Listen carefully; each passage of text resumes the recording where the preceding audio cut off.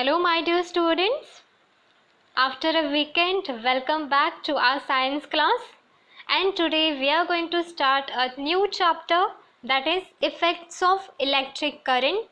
This is your fourth chapter. Okay, and today we are going to just introduce this chapter. So this class is all about introduction of your chapter 4, that is effects of electric current. Okay, so let's start. In your previous standard, you must have learned about the term that is conductor, insulator, that is bad conductors. Okay, so I think some of you have understand the term, some of you have remembered the term, but no problem, dear students. Let's revise what we have learned in our earlier standard. Okay, so what is conductor? Conductor, which means what? Conductor is defined as the materials which carries electricity easily. Okay, or the another definition of this is the material which allows electricity or charges to flow through it. Okay, and they have very low resistance. Okay, what do you mean by conductor? Conductor, basically you have to remember that the conductors are the materials from which electricity can pass through very easily. For example, copper, aluminium, silver. Okay, copper, aluminium wire. We mostly use these wires, these metal wires, for our house electricity. Yes, you must have observed this. Yes, very true. So why we use this kind of wires, copper wires, aluminium wires? Why we use these wires? So that in our home the electricity will get delivered faster. Okay, so from this wire electricity will flow very fast, so that's why we use this kind of wires. Okay, and they are called as what? They are the examples of conductor. Then opposite of this conductor, insulator, which means bad conductor, which means what? It's exactly opposite of conductor.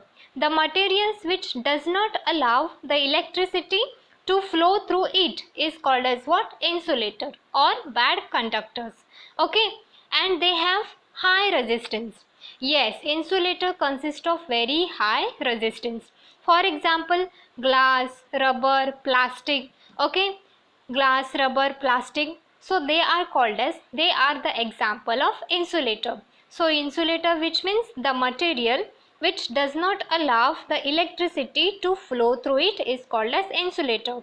And conductor, which means what? The material from which the electricity can pass through very easily. Okay, so this is about conductor and insulator. Yes, then in your textbook, page number 47, you have given one question, that is, iron is a conductor of electricity, but when we pick up a piece of iron resting on the ground, why don't we get electric shock? Yes, a very nice question. So what is the answer of this question? The first point is, yes, we don't get electric shock because there is absence of electricity. There is no electricity. Electricity, which means what? Electricity, which means flow of charges. Yes, yes, but there is no potential difference between the person and the ground. That is why the person doesn't get any shock. Okay, so sometimes what we used to do, we used to touch some wires. Okay, तो हम भी किसी wire को अगर touch करते हैं तो क्या होता है, हमें शॉक नहीं लगता. Why we didn't get any kind of shock? Because there is no electricity. Okay, अगर इलेक्ट्रिसिटी ही नहीं होगी तो शॉक कैसे लगेगा? Yes, so that is the answer of this question. Okay, yes, then we have learned in earlier standard about static electricity. Yes, you must have performed various kinds of experiments related to that. Okay, so student, let me tell you one thing, that when there is an electricity takes place, when we add a cell or battery, okay, then the current gets flow. Yes, okay, so there are two types of charges. You all know that, positive and negative charge. Okay, some objects we say positive charge objects and some objects some are negative charged objects. Okay, yes, the reason behind the object becoming positively and negatively charged is the transfer of negatively charged particles from one object to the another object.